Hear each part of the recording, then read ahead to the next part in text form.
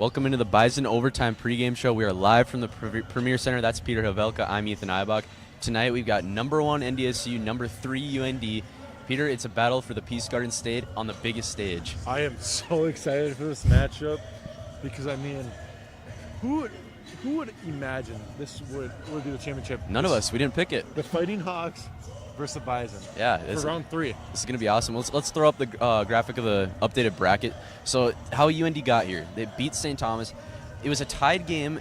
UND got a steal from their Defensive Player of the Year in King. And then St. Thomas had a foul. They hit a free throw. UND hits the free throw. They win the game. I mean, it was one of the best basketball games I think I've seen this year. I mean, it was for sure the best game of the conference championship. Yeah. Because, I mean, who would have predicted that? And, I mean, to stop St. Thomas on the offensive side like that is concerning for NDSU. But going back into the matchup, I am so excited because Josh Jones makes his debut against the Bison. Yeah. And it's going to be interesting to see Trayson Anderson versus Federson. Yeah, so some history into this matchup, folks. These teams have only played twice. This is the second time they were going to play in the Summit League Championship game. The last time in 2020, that I'm going to call it an all-time NDSU basketball team with Tyson Ward. Yeah. That team might have had a chance to win a tournament game. They destroyed UND on this floor. Yeah. Do we see it? I mean, this is kind of a similar situation, isn't it? I mean, it's kind of like I don't think this is what NDSU was predicting to play tonight, but I do remember that game. Yeah. And that game, it was over in the first 10 minutes. It wasn't a game. and I mean, if NDSU gets off to that fast start they did last night, oh my gosh, the Hawks are going to be in trouble. So give me some key matchups in positions that you are very excited to see. I'm very excited to see how the bigs attack UND. I mean, Federson. And Strickland's labeled a guard, but I call him as a forward. Yeah, he's a forward. Trayson Anderson, Strickland, as I mentioned before. I'm excited to see how they go against Josh Jones. Yep. And I'm not George Nashvili. Yeah. So something to know with Josh Jones, he did not play in either of the matchups when NDSU played him at Grand Forks when they won by 17, and when they throttled him in the Shack. So we can expect a closer game, but it just feels like as we're going to throw up the team stats graphic now. You look at the graphic here, UND dominates in turnovers. That's how they win games. That's how they won yesterday. They literally won the game at the end with a turnover. That's just how they win. Exactly.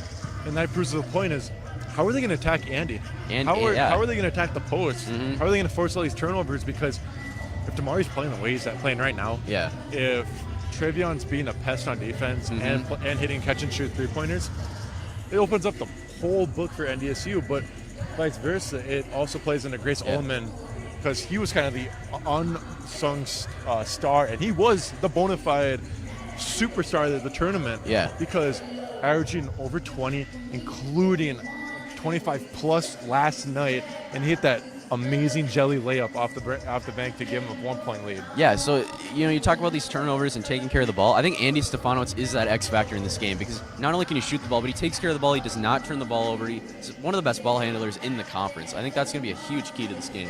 Yeah, and especially because last night against Omaha, he had 8 points and 8 assists. Yeah. Maybe one of my hot takes will be right, where he gets a double-double. I mean, Federson had a double-double with 13 boards and, was it 11 points last night? Yeah. And so coming off of that, it'll be very interesting to see how these matchups actually match up and how they attack. And something that's crazy is NDSU hasn't even shot the ball that well, and they've been dominant in this tournament. If they can get hot, watch out. When we looked at the graphic earlier, UND is not a good shooting team. They're in the bottom half of that conference in shooting. So I think something to note is if Tay Smith gets hot, look out. Yeah, Tay Smith gets hot, and any of that. I mean, if UND goes down 10, they're going to be scrambling. Because I know with NDSU, they can just chip away because UND is not that great offensively where they can stop them. I'm very curious about the defensive side of the ball, though. Yeah. Will Richmond incorporate a zone in this game, or will he just say, hey, we're going to attack Ullman on those screens and do not switch it because Josh Jones can't shoot. Mm-hmm. Even though Eli King went 50% from 3 last night, I would still force him to shoot. He's a one-handed robot with that jump shot. Yeah, so we kind of already talked about our keys, but just give me a couple of keys of how the Bison can finish this off and win the Summit League title. For the third time this season, make him shoot the ball. Yep. Make him shoot the ball. And the second one is out-rebound them. And then 3, you must dominate the paint in this game. It's going to be a good atmosphere, and it's going to be awesome.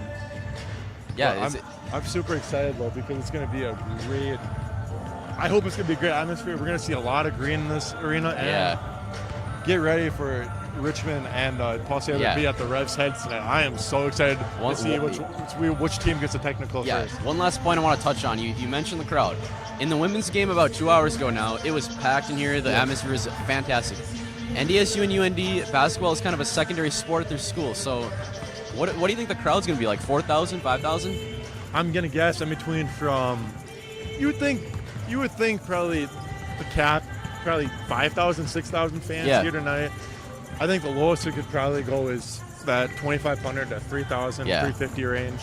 I mean, I'm not expecting anything crazy. I mean, it's going to be 8 o'clock on a Sunday night when families, kids. I mean, we're going to be getting back late. I mean, that's going to be a whole nother can of worms open up. We might have a vlog in the car, but no, it'll be very interesting to see how this game ends up. And I'm just excited to see how the crowd will react. Yeah, so we'll have one more show for you guys in Sioux Falls. It'll be the post-game show after this game behind us gets done. It'll be NDSU versus UND on CBS Sports Network. This has been the Bison Overtime pregame show. Horns up, go Bison.